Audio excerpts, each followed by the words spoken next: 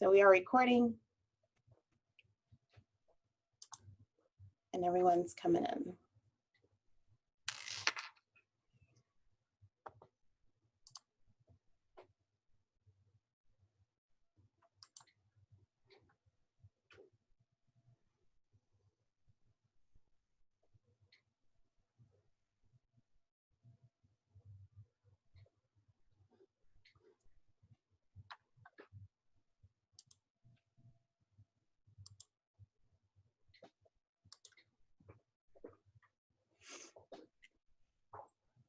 All right, well, good morning, everyone.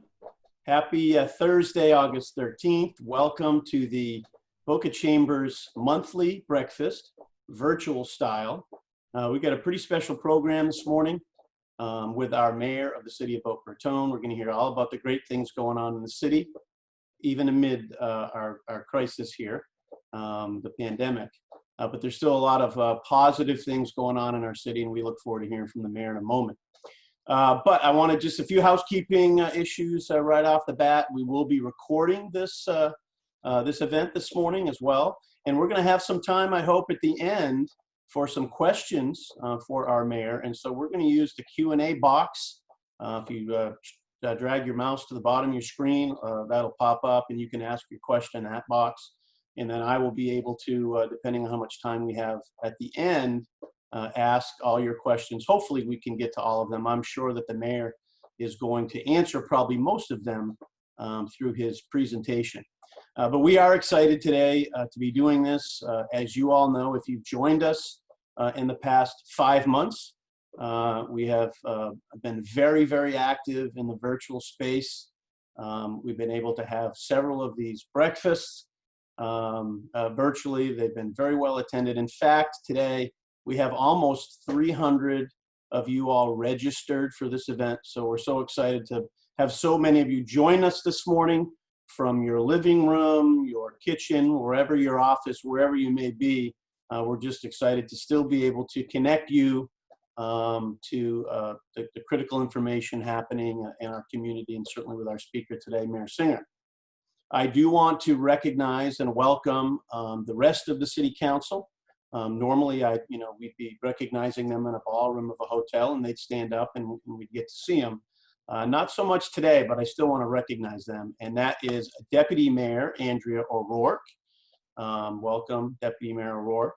And then the remaining council members, Andy Thompson, Monica Mayotte, and Jeremy Rogers. So thank you for joining us and for all that you're doing for our city during some tough times. So with that, I'm going to move right into our program. And so Mayor Singer is our 35th mayor for the city of Boca Raton, and he's honored to have served as a strong voice for Boca's residents and business since he was first elected in the council in 2014. He was elected as mayor in August of 2018 with the most votes in the city's history. He graduated from Harvard University with a bachelor's degree in government and received his JD from Georgetown Law. He owns several small businesses and works as a small business lawyer and Florida Supreme Court certified circuit mediator to resolve business disputes. Mayor Singer's priorities include enhancing our best-in-class public safety, advancing a healthy economy through increased economic development efforts, keeping taxes low, managing responsible development, and improving mobility, and creating long-term strategies to ensure Boca Raton continues to progress as a world-class city. Mayor Singer has twice received the Home Rule Hero Award from the Florida League of Cities for his advocacy on local issues. He's a South Florida native, and Scott and his wife Bella are elated to live and raise their young family in Boca Raton. I can tell you from the Chamber's perspective, Mayor Singer has been a friend of business, always working with us to make sure that we can not only enhance the quality of life in Boca Raton, but to make sure we're generating commerce to keep those taxes low and create a very positive business environment for all our businesses, large and small, in Boca Raton. So before we get to the mayor, I think we're going to roll a quick video, take a look at that, and then we'll get to Mayor Singer.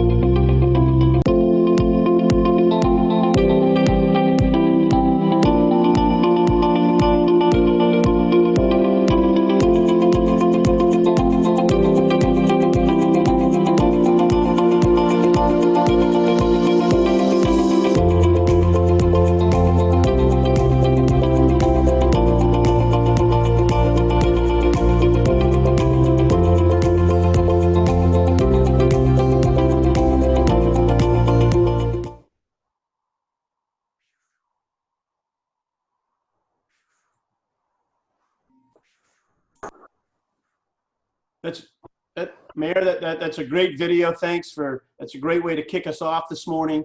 And before I turn it over to you to start your program, let me, on behalf of everybody here, wish you a happy birthday. The mayor celebrated a birthday earlier this week. And so we thank you during your birthday week for sharing some time with us this morning. So Mayor, I'll turn it over to you. Thank you, Troy, and good morning, everyone. No better way to celebrate my birthday than doing the things I love. And frankly, I love talking about the successes of Boca Raton. And I love connecting with all of you. I'm sorry I can't see you. I've been missing many of the people who are on this call. I'm here, we're up to several hundred and more. We're all longing for the time when we can all get back together with our normal breakfasts and our normal routines. But we appreciate everyone's patience as every day we've tried to deal with the unforeseen, unexpected, and unparalleled challenges of this time. We're all going to get through it together. We know the Chamber's been stressing that. We've been stressing that. And I'm so proud to be able to give this presentation to the Chamber because the Chamber's always been a great partner with the city of Boca Raton, but especially over these last 5 trying months.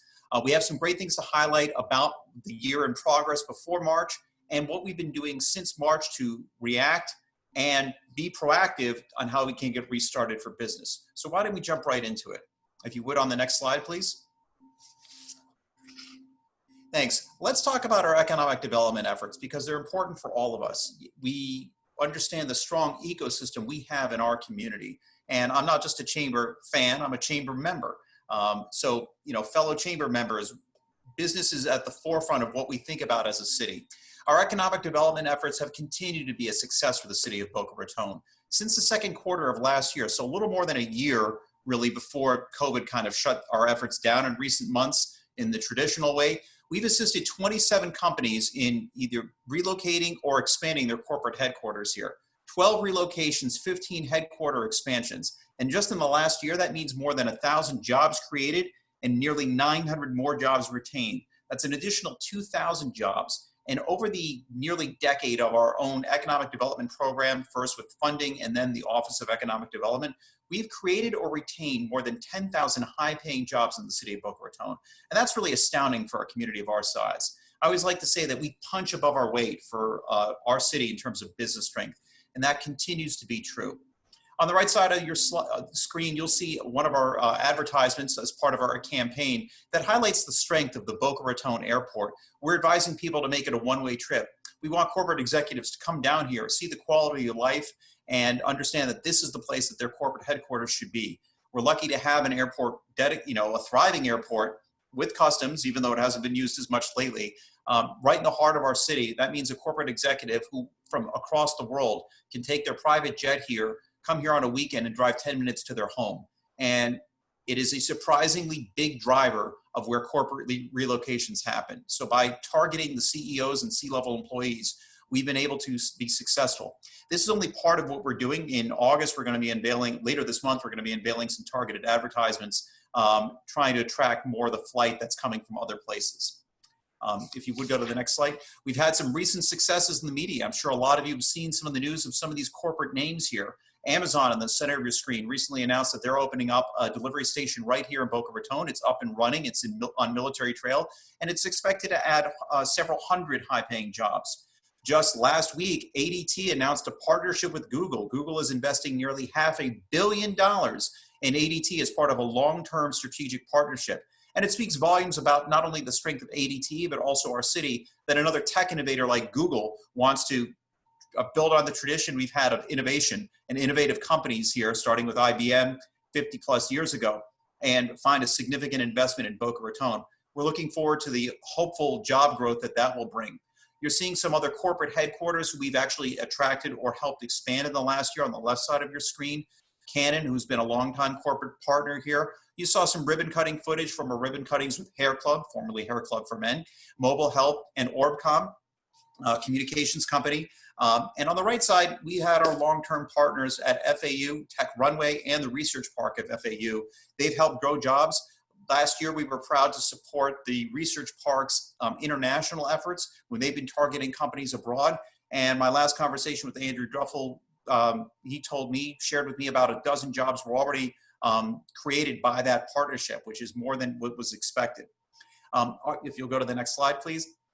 Our partners go beyond just these. We have a broad range of partners. Of course, we've got the Boca Chamber and the BDB for our recruitment efforts. Palm Beach County and the state have been partners. We see FAU in the Research Park again, but in the airport's been a partner too. But there's so many other institutions as well. Boca Raton Innovation Campus is becoming a new thriving private sector incubator and innovator space. It's not just Tech Runway and Research Park. We are seeing high-tech companies want to go over to the innovation campus. That branding, they're walking the walk and talking the talk. SCORE has been there to support small businesses, and CareerSource has been there to provide job training for people in our city. And Enterprise Florida, especially with their new general counsel coming on, a friend of mine, they're helping to attract jobs continually. And we partner with Enterprise Florida, BDB, the county, so we get bang for our buck. Traditionally, we've only put in 10 or 20 cents on the dollar of our economic development dollars as a local match to get those significant funds there.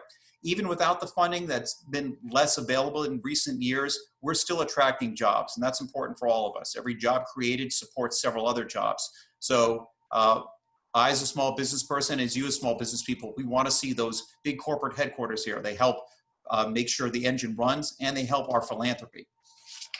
To go to the next slide. So we covered a lot on in the slideshow. You saw some evidence of our work with the school district. I'm proud to say we have a very strong partnership with the school district. We're lucky to have our own Frank Barbieri, our school board member, as chair, and that partnership's only grown in recent years. I can't think of another city that has a greater one.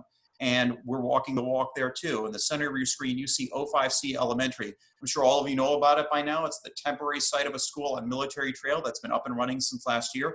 That's been the holding site for the rebuilds of Verde Elementary on the right side and Addison Meisner on the left, which were long planned. We got 2 of the first 7 schools to be rebuilt with sales tax dollars.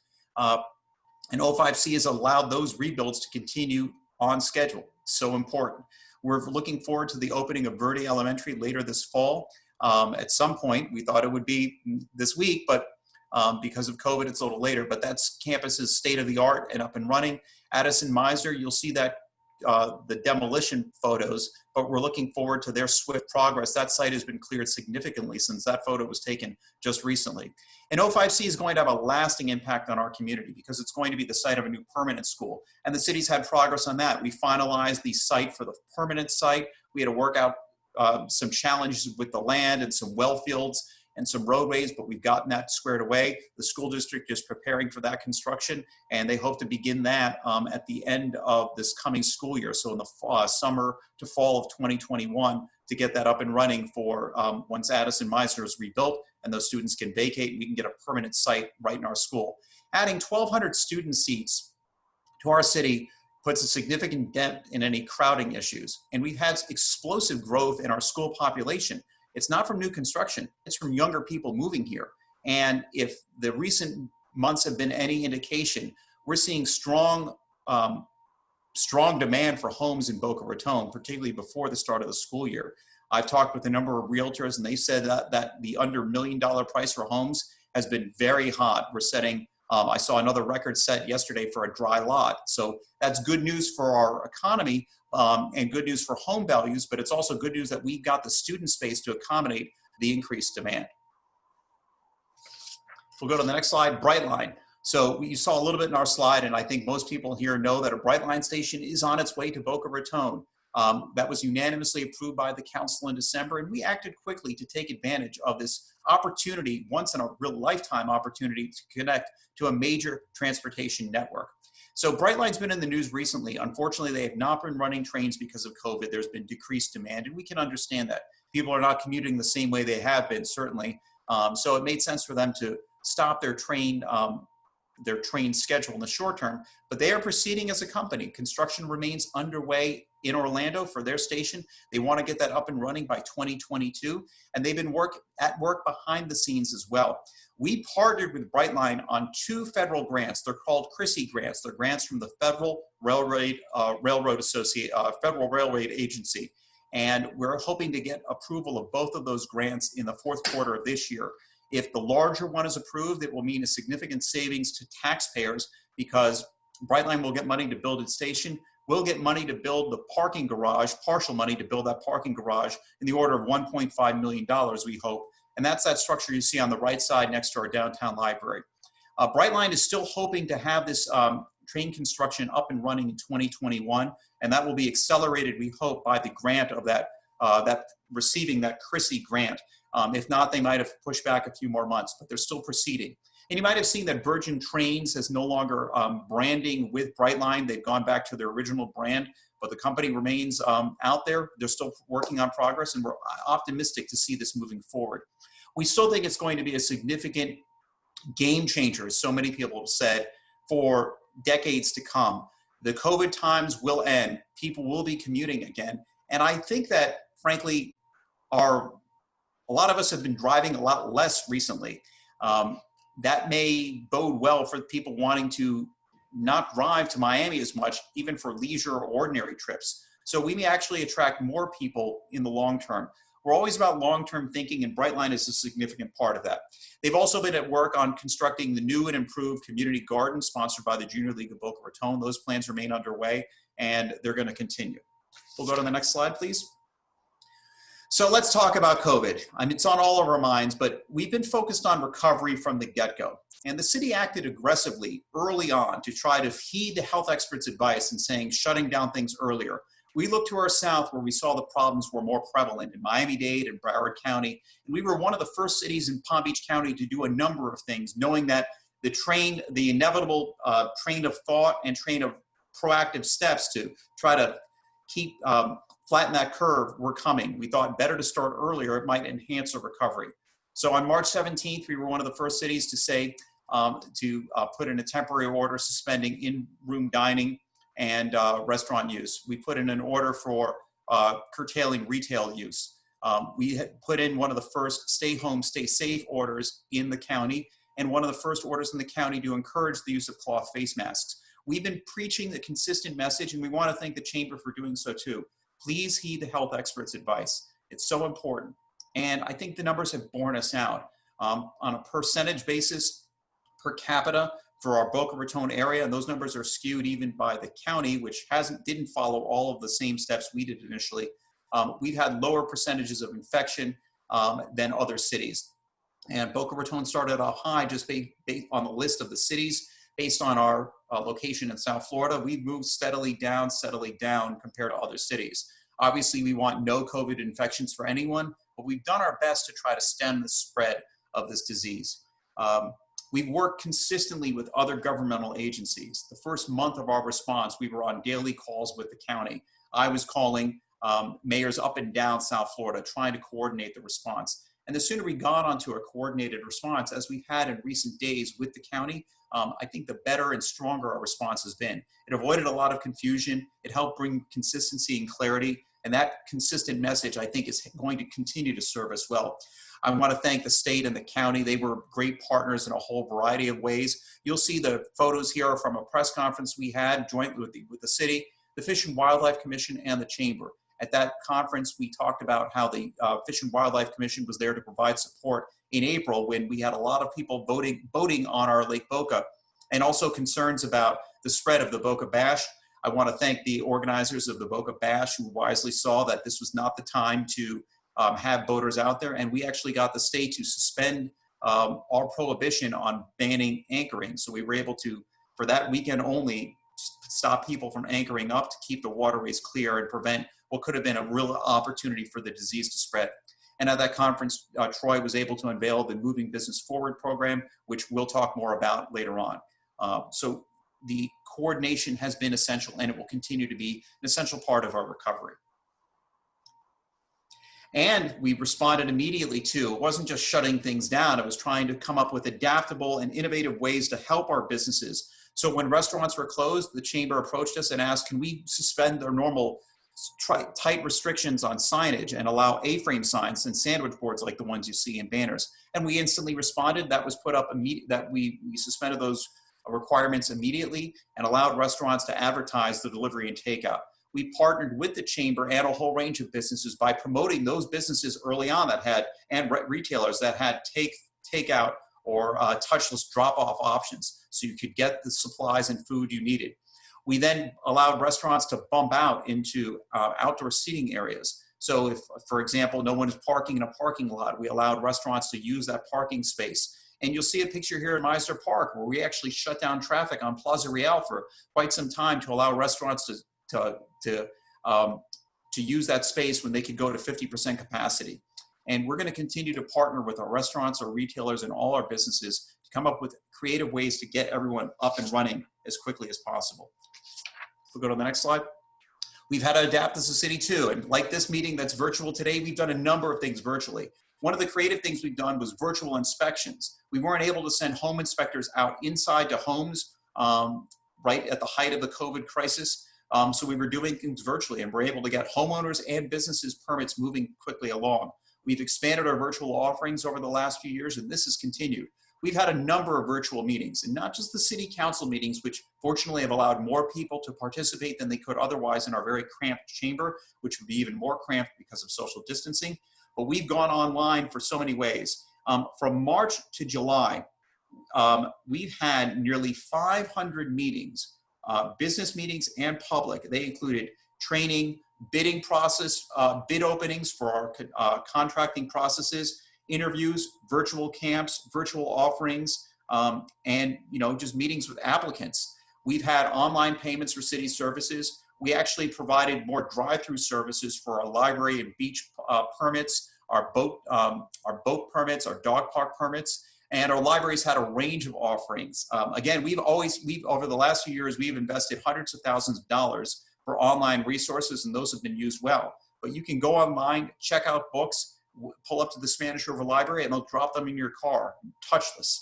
A lot of people have taken advantage of that. And our library's done other creative things, like story time remotely, since we haven't had it in person. They also recently had arts and crafts boxes available for our youngsters to pick up and drop off in your trunk. And we've had virtual events too. We're sorry that we couldn't have our traditional Memorial Day and 4th of July events, but we've had virtual offerings, which we had hundreds of people participating. And I think that's a real testament to how we value the traditions in our city, and we're still trying to do our best to come together as a community, even in these trying times. Let's talk more about our recovery efforts. So we worked hard with the state, the county, the Department of Emergency Management, the governor's office, and FAU to get a testing site in our city limits when testing kits and tests were less available than they were now. That opened up in May, and it was great news to have Director Moskowitz call me and say, all right, we're sending test kits your way. We've got you covered. It's been a resource for our residents, but it was important for FAU because Dr. Kelly wanted to make sure that students had access to testing as a gear up as they prepared for their plans to restart in the fall. And that testing site served many people. The state was able to open up more testing sites through the partnership of community institutions. So I want to thank Simon as well, because there's been a testing site at Town Center of Boca Raton. The state's now looking at new testing kits, new platforms. So we're still front and center in the state's mind. I had a conversation 2 days ago to make sure if we're unveiling new things, we're going to have testing sites here in Boca Raton. Palm Beach County got $250 million plus from the federal CARES Act, $60 million which went to business grants, and a lot of our local businesses were helped that way. But following the encouragement of the chamber, and thank you for that, the city started its own small business recovery relief program, $500,000 for businesses that had between 3 and 25 employees. And there's good news. If you haven't applied, there are still funds available. So please apply that. Palm Beach County's also had a rental assistance program with CARES dollars, and there's a possibility that more might be coming our way as well. We'll be discussing that at our next meeting. We've had a whole number of resources, and I want to mention also, our Citizens Information Centers provided a lifeline for people who had questions, and we all had plenty of questions those first few weeks. During the height of the crisis, we were fielding more than 500 calls a day. That first month, we had about 400 calls per day, and that information line is still open. So if you have a question relating to anything concerning our response, our recovery, it's there. Please dial in. We've had more challenges, as we'll see on the next slide. Yes, thank you. The brutal and senseless killing of George Floyd shook the nation and shook some cities to their core, and unfortunately resulted in violence as protests turned negative and harmful. In Boca Raton, I'm very proud of our community and how we rallied together as a united stand against racism, bigotry, and injustice. And we've had a number of protests in our city. but what the hallmark of them all has been their peacefulness. Other cities where you've had antipathy between residents and police officers, we have the contrary. Our police chief, our command staff, and our police marched arm in arm along with all of the city council and other elected leaders, our interfaith clergy, and the members of the Pearl City community, Ebenezer Baptist Church, and other groups for hundreds of people responding in a very peaceful and moving way as a stand against injustice. And we got favorable press coverage there, but it was a moving moment for all of us. And I think the fact that our police have been so well respected and are part of our community demonstrates, and part of community now demonstrates how much people value them as part of our community all of the time. There's not an us versus them mentality. There's a we're in this all together mentality, and I think that's important. And we had hundreds of protests, other protests with hundreds of protesters, and again, all of them peaceful. I think it speaks volumes about the respect for our public safety professionals and each other in our community. We also had to manage Hurricane I, and fortunately we were prepared for that storm if it came. We're still prepared, so a reminder to everyone, stay prepared, have your supplies and your plan in place. It's something we preach every year. This year is no different. It just shows our city's ability to manage multiple crises all at one time. If we'll go to the next slide, we'll talk about how our community has stepped up as well. Hospitality Helping Hands was an effort that broke out, that evolved from just some restaurateurs trying to help out others in the hospitality community. And for weeks on end, they were serving meals, not just to those affected by the hospitality industry, but for anyone who needed a meal. The city helped support them with a direct grant. Office Depot, our longtime corporate partner, has stepped up as well with helping to prevent the summer slide with a very sizable donation. The Y opened up its facilities to the children of first responders so that they could continue to serve and protect us all, and the children would have a place to go when schools and camps were not open. And Baptist Health, our partner with Boca Raton Regional Hospital, has offered a number of things that have benefited our community. A telemedicine app to make sure that people had access to doctors when it was hard to go into a medical facility or people were reluctant to do so, as well as virtual wellness classes. There was even more, if we'll see on the next slide. FAU has now increased its digital footprint in a major way. Their College of Business offered a free certificate for people in the hospitality industry. 100,000 people nationwide took advantage and got an online hospitality and tourism certificate. And I'd like to think that many of those people now know FAU, and when they're looking to continue their studies or their professional involvement, they've now been exposed in a way. So it wasn't just giving back, it's giving in a way that will help people who need it, but I think long-term help raise the profile of FAU. The spirit of giving stepped forward when I had an idea that I stole outright. They say good leaders borrow and great leaders steal outright. I stole this idea outright from the mayor of Sioux Falls, who started a program to help people connect volunteers with people who needed help in the COVID crisis. And from that was born Boca Helps. You can go to that website, bocahelps.com. It's still up and running. In the first month or so, I was able to connect hundreds of residents and volunteers with people who needed help.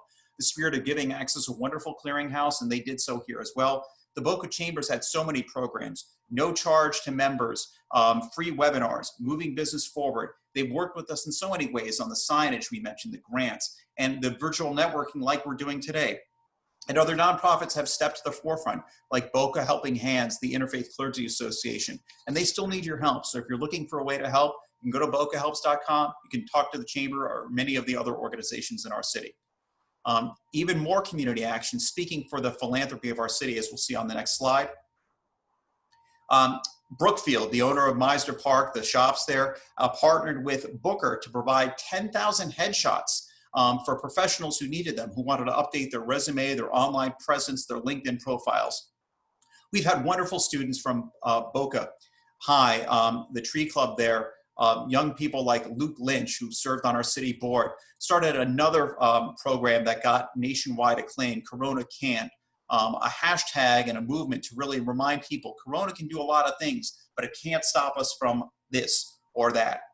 Palm Beach Bagel is just one of the restaurants and who've been stepping to the front to providing free meals for first responders. And the Socially Distanced Supper Club was helping restaurants in our community and in Deerfield get creative by trying to encourage takeout and delivery, but for a way to for people to feel connected, even if they weren't together in a restaurant. So we've all suffered through a lot of things together. I want to share a little bit of good news about our finances. And just to pivot, I'm sure you're worried about your finances. I am too. We can talk about the positivity, but this has been a real challenge for a lot of us. I've never experienced so much fear personally. My businesses have suffered greatly. I've been worried about the health of my family. I've had family members affected with COVID, or a family member, thankfully doing okay. But I've seen friends and have to bury loved ones, and it's a real challenge we're struggling through. And the finances are weighing on a lot of us. We're grateful for the programs that have come from the federal government, from the county, and what the city's been able to provide. And we're always looking toward an eye on how we can help businesses restart again. So I want to share some news about our taxes, and it's good news.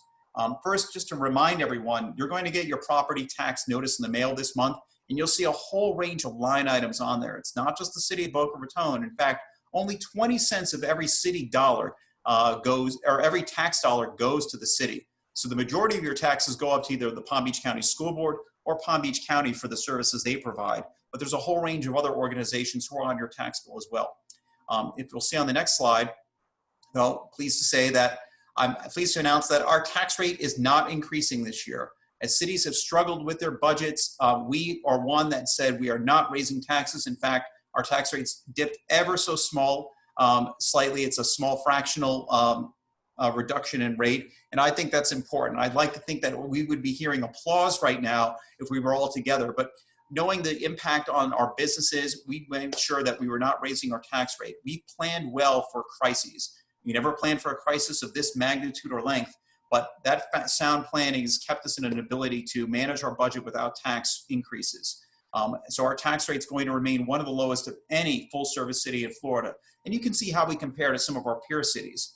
And I have more good news, as let's see on the next slide, because property taxes are only a small part of the cost of living in a city. So we take a median home of $300,000 in taxable value. Then we layer on the water and sewer rates, the fire fees, and the library charges that people pay in the county. Our water and sewer rates are not increasing. Our fire fee is not increasing. There are not going to be increases this year. We recognize the challenges. We're going to plan more shrewdly to manage this crisis without a tax increase. We want you to be able to have the control of your money. So this slide stacks on all those costs, and you can really see the difference between our city and all the other potential peer cities in South Florida. There's no city of our side that's omitted. We stack up at the far left side. We're about half of what you'd pay in Palm Beach Gardens. Fort Lauderdale, 2.5 times us. Hollywood, 3.5 times us. And you can see the difference in other cities. Those water and sewer fees really stack up. We've had innovative planning over the years. Our ISIP program to revitalize our water lines and underground utilities and infrastructure. It's important. That constant investing has allowed us to avoid those problems that are not only news gathering, as we've seen unfortunately in some cities to the south, but also costly. So very pleased to see this chart. And actually this chart shows our fee the same. Other cities may raise those taxes. We won't. So those numbers may actually grow on the right side. We'll go to the next slide, please. More good news, and we'll just highlight a few things. I mentioned Google's investment of nearly $500 million in ADT and Amazon's opening. But more mentions come from of South Florida's attractiveness. Bloomberg had a large article last week talking about New York City's wealthiest flocking here, even though COVID was raging. Last week, Governor Cuomo of New York essentially begged people not to flee New York, as less than 0.5% of the population there pays nearly half the taxes. High net worth individuals and businesses are rethinking about everything.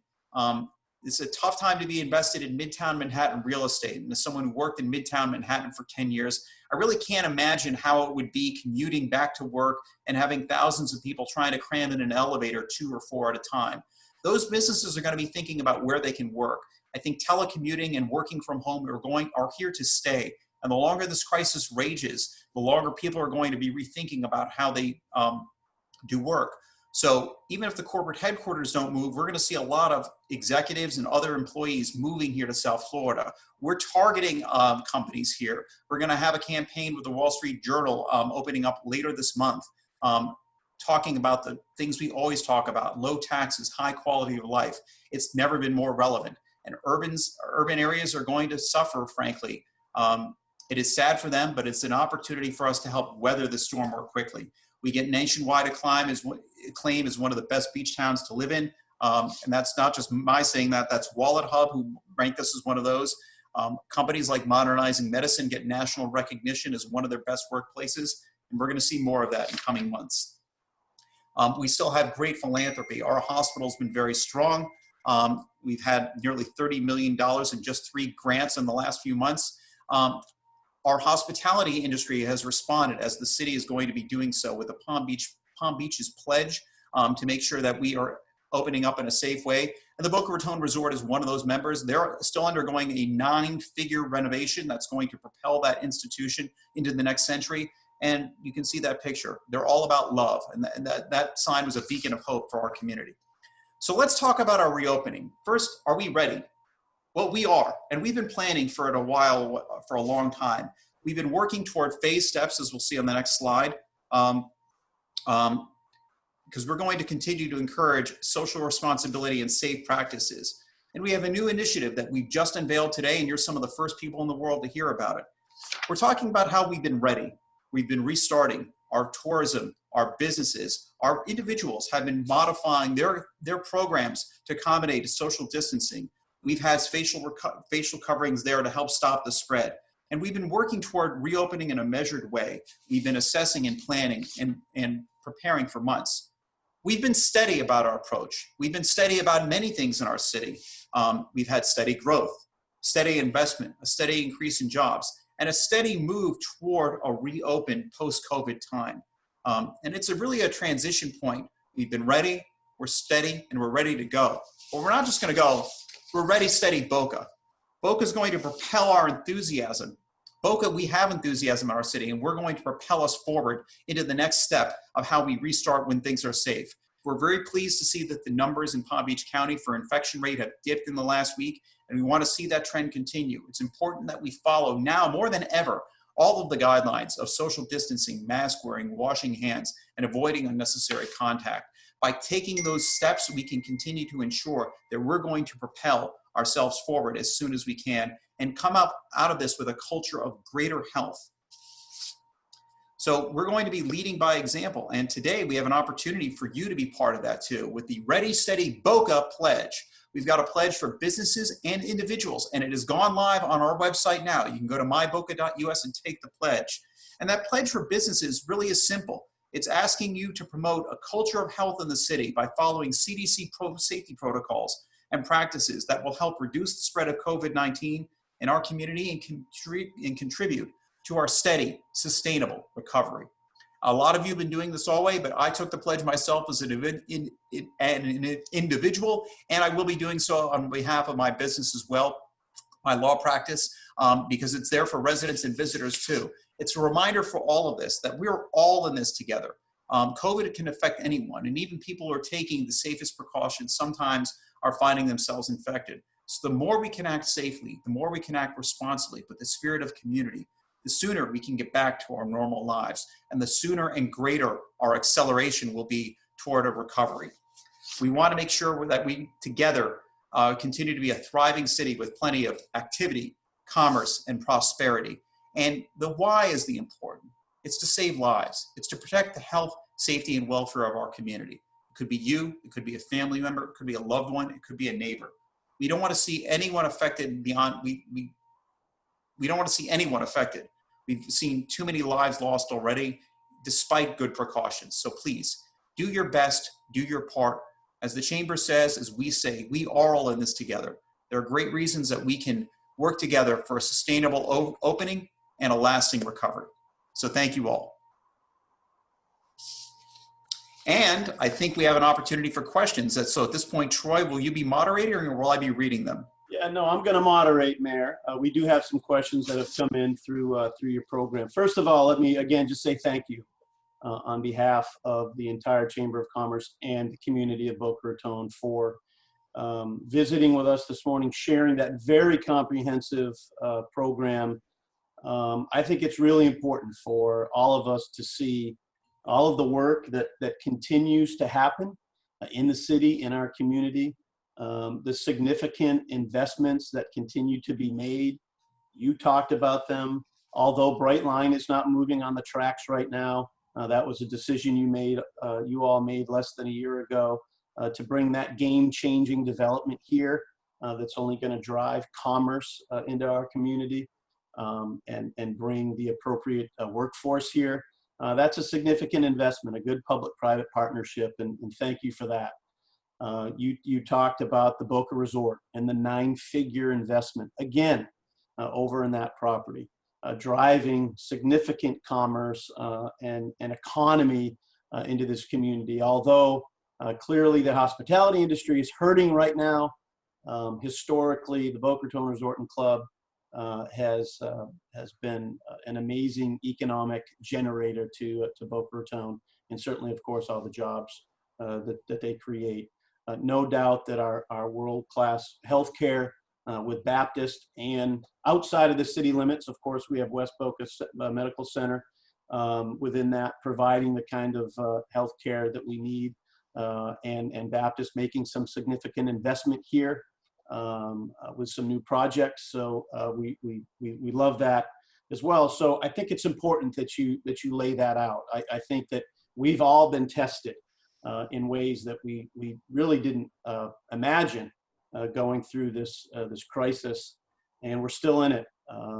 But it's great to see that we will at some point be out of it, and these kinds of developments, job creation developments, driving commerce and economy in our community is critical. And we certainly appreciate you all holding the line on taxes. The last thing that we need as citizens and businesses is to kind of look in the mail and feel like we owe any government anymore at this time. So I appreciate that. And certainly your leadership, Mayor, as most people know, you and I communicate on a regular basis during, in any condition, more so during COVID.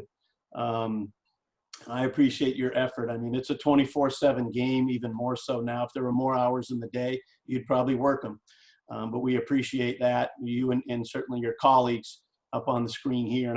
And I do want to, just recognize the city manager, Lee Feinell, and the job that he and his executive team have done.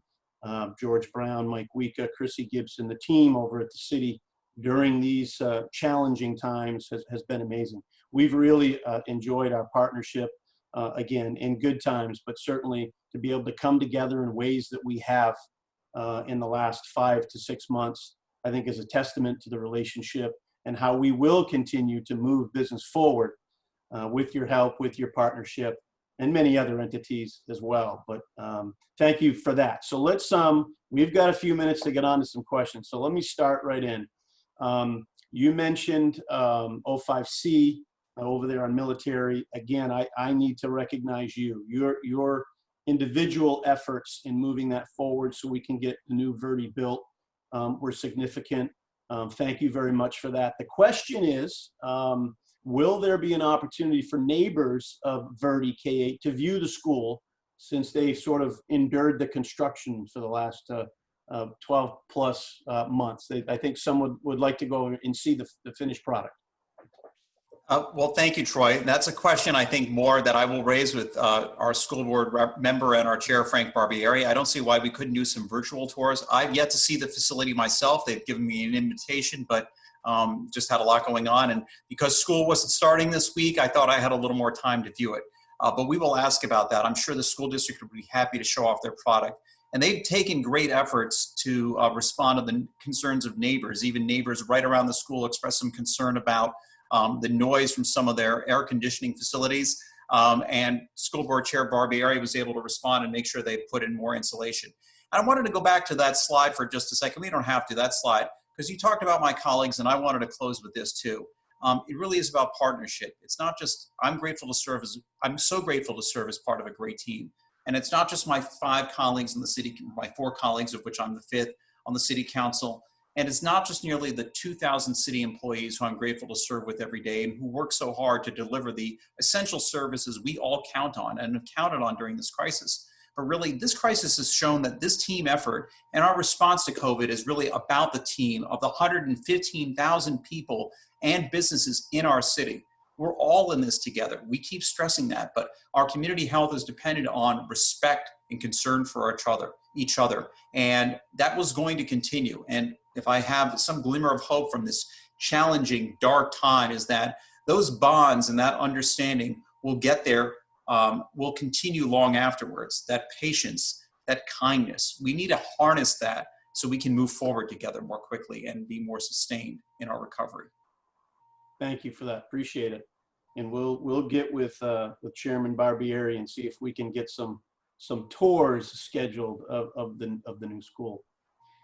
Next question is about the large-scale indoor commercial recreation being considered in Boca Raton. Anything that you could share about that?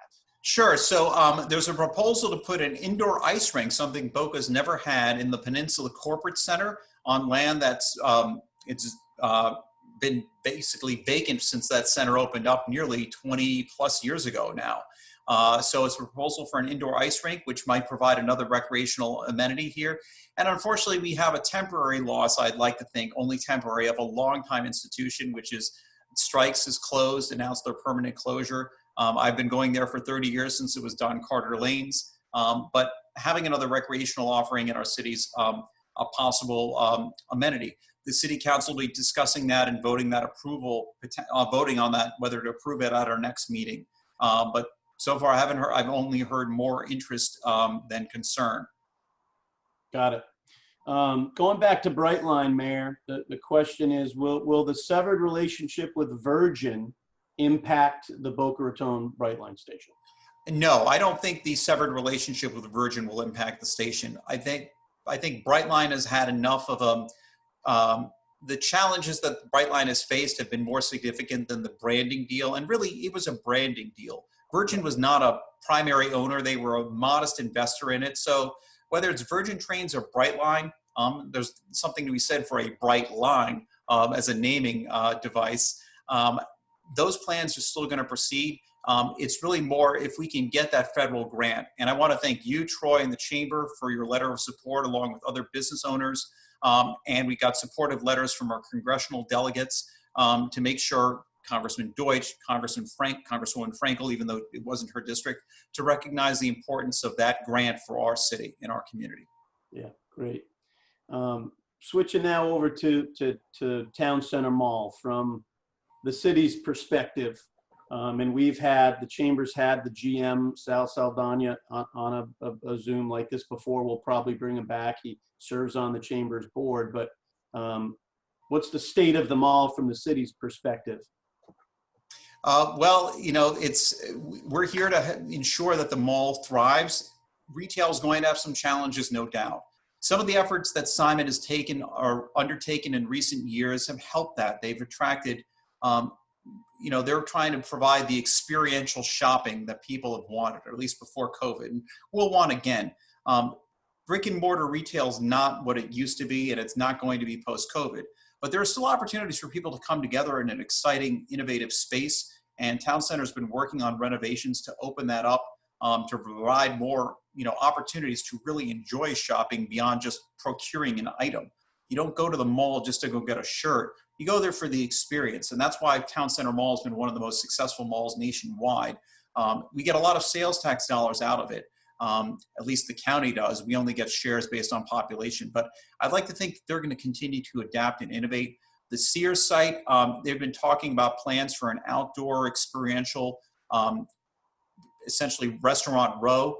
You have another named restaurant row on the periphery of the mall. So when we're back up and running, I think there's going to be a lot of things that are going to continue to drive people to our economy, to our local, for our local economy. Great, thanks. Bouncing around here, Mayor, just because as these questions roll in. What's the update on the golf course, the old Boca Chica Ocean Breeze or Boca National, as it is today? So yes, the last we left off, the city was prepared to fund the entire cost of the construction of that course and do so on a timeline that was faster than the Beach and Park District, a separate governmental body that owns that course. When we last met, I think it was now February, they declined to proceed and they wanted to get their plans approved. They said they wanted to go it alone on a phased process. There's an election ongoing right now that will be decided this week. I don't know how the possible change in the makeup of that board might affect the decisions, but I have not heard from the Beach and Park District recently about their plans. I know they're still moving forward, but they're going to have to, I think, reevaluate some of their strategic plans. They're committed to the golf course, and our offer remains, at least in my mind, still. We made that offer out there. They didn't want to proceed, so we'll work with them on some way. Unfortunately, the last few months have, I think, taken some of the, just distracted us from, as we've had to focus on so many things. But it hasn't not been forgotten by them or by us. Right. Yeah, definitely this might have taken some wind out of the sails, but it'll move forward. Thank you. I think this is a question maybe sort of many have as former Deputy Mayor Jeremy Rogers goes on to serve our country. What, if anything, is going to happen with that seat, and how might that affect any votes coming up in the future until his term would officially be over next March? Well, thank you for highlighting. Yes, Mr. Rogers, as many of you may not have known, or many of you did know, he's been a Navy reservist and he's been called to active duty. He's currently working on his deployment to head overseas shortly. And we pray for his safe return, and we're grateful for his continued service for our country. He's a council member. He said at our last meeting he didn't feel comfortable serving the role of deputy mayor if he wasn't going to be in town. And we're pleased to welcome Deputy Mayor O'Rourke and now CRA Chair Mayotte and CRA Vice Chair Thompson. We've all filled out those spots. We're continuing to spread our involvement. But Jeremy Rogers remains a council member. He was not at our July meeting. We'll see what happens for August. There's been he's not made any announcements, and he may be able to participate. We're still doing things remotely. Yeah, great. Well, technology is a wonderful thing, so hopefully he can. All right, now we're going to kids back to school. This is not a city decision. It's a school board decision and a state Department of Education decision. But the question is, what's the city's stand on kids getting back in the in-class type environment, when there's still some questions about safety by some? Well, Troy, thank you. And thank you for that question. So the city hasn't taken a stand officially. I'll just share a few talking points for everyone's edification. I think many of you already know this. The city has no formal role with our schools. We've been partnering with the school district to get new campuses, to provide more facilities, a mental health program, officers in our schools, but the school district runs its own schools. So it's up to them to decide when things are when they're ready to reopen. I read in today's paper from their school board meeting yesterday that they're adapting their plan to ensure that they're getting the full tranche of state money. So their current plan is to open up the schools, not in a phased way, but when phase 2 is declared, and that's based on a certain infection rates and what the health experts say, when they're ready to start, they're going to open up each school at that same time. They were originally planning to start with younger students. They're going to go into on-campus presence all at the same time for each school. Currently, they're looking to start school virtually at the end of this month, and it remains to be seen. The school district is doing what we've been advising people to do, which is heed the advice of health experts. So everyone's eager to get schools back up and running when it's safe. They're going to continue to look at the numbers, work with health experts, and ensure safe practices. My only perspective is do things when they're safe and prudent, and that's what we've been encouraging everyone. But we're not making that call. Thank you. Quick question: has the city had to do any furloughs or lay off any employees at this point? And the question is asked basically because it looks like they're not sort of keeping up with pace with some normal maintenance and cleanup. Well, okay, no, we haven't had a layoff or furlough anyone. We've had a number of employees working from home, but I'm surprised to hear that about the maintenance and cleanup, because that's literally the first time I've heard that concern in many weeks or months. I can't remember. Our sanitation staff has been working as normally, and I think that's a great testament. You got to make sure the trash is picked up on time. It has been. We've had our normal maintenance proceeding, and we've worked hard to try to make sure our employees stay safe. So we've had to undergo a number of protocols to ensure that our trucks could get out there, and most importantly, our valued employees can remain safe. It's amazing. It's 9:28 already, Mayor, and I know we could spend more time, but we're going to have to wrap. Because there are a couple door prizes that some people on this call are going to win in a moment. But I want to ask, we didn't get to all the questions, but I do want to ask this last one. And could you just share with us what the status is of a potential performing arts and cultural center in Meisner Park? Well, yes. And I know that there's a nonprofit group that's been working at trying to put some plans together. They had a very aggressive plan. They were looking for a major, I think, 9-figure institution, and that would require an immense amount of corporate philanthropy and individual philanthropy. I don't know where they stand with that. I understand the Chamber will be hearing from Andrea Virgin next week as a little promo on the 19th. So I think you can tune in there and get that information. And maybe I'll just close with this. The Chambers continue to be a resource, as has the city, for more information. We put it out there. We've done an impressive job, and I want to thank our communication staff for not only putting this together, but their newsletters, which are becoming volumes of useful information every month. Check them out at myboca.us. Stay connected. We've had a whole range of information out on social media. It's good in a crisis. It's good in non-crisis times too. So we're trying to stay connected. We're all connected. We're all in this together. And I want to thank everyone for being part of this breakfast today. Thank you, Troy, for having us. Thank you so much, Mayor. We appreciate it.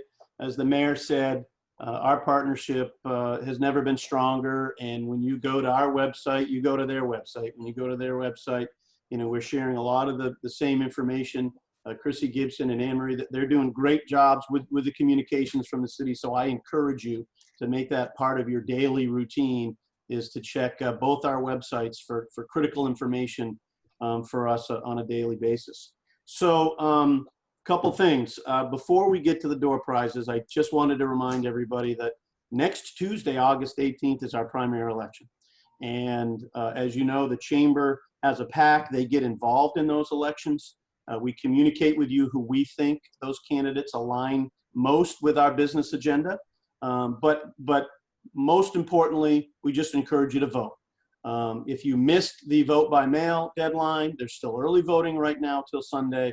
Or if you're a traditionalist and you're going to vote on the day, just please go vote and participate in that very, very important process. Maybe now never more important than ever. And then I do want to remind everybody, a month from now, our next breakfast in September, which is a special one like this one always is in August, it's our Golden Bell Breakfast. And so at that virtual breakfast, we will recognize all of the schools and teachers that Golden Bell granted money to for their programs. I'm happy to share that it's over $100,000 in grants that we will give out. And another shout out to the city, because they're also a partner with our Golden Bell Education Foundation. They provide funding for us to help schools within the city of Boca Raton. So that'll be special and coming up next month in September. You'll hear all about it. And then lastly, before I'm holding you for the door prizes, as the mayor mentioned, we constantly communicate. I send out a CEO message every Tuesday and Friday morning. Include relevant, pertinent, critical information that we think you need. And some of it is about, all the initiatives that the city's doing as well. But please continue to read that. If you have any feedback for me, certainly let me know. Okay, with that, now that it's 9:32, the city has generously provided some of you with some opportunities to win some golf. So we're going to do 2 of these. The Wheel of Fortune wheel is going to move in a minute, but this is going to be a round of golf for 2 at Boca Municipal. And we're going to do 2 of these, 2 twosomes. And so we're spinning now, and we're going to see who gets the first twosome at Boca Muni. All right, who's going to go golfing? Ooh, it was almost Monica May. Oh, Hank, Hank Joy with American Bank. Excellent, Hank. Very good. Congrats, Hank. You can work with us in the city, and we'll make sure we get you your twosome. All right, now let's draw for the next twosome at Boca Municipal.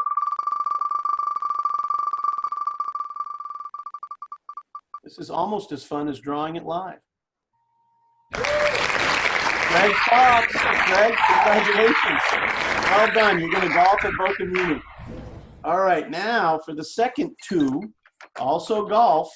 We're going to do 2 twosomes at the Allen Alford Golf Course at Red Reef, the 9-hole executive course, cool little course right on the Unicosta. All right, so the first twosome will go to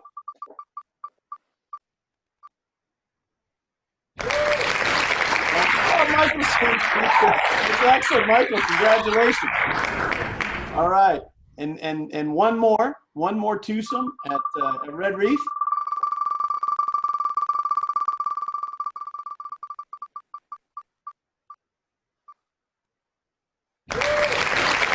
Margaret, congratulations, Margaret. Again, I want to thank everybody for joining us this morning for this extremely informative and important Zoom call with the City of Boca Raton and with its Mayor, Scott Singer, as our presenter. Mayor, thank you. Thanks to everybody. Everybody have a great day. Be safe out there, and we'll see you soon on the next Zoom. Take care.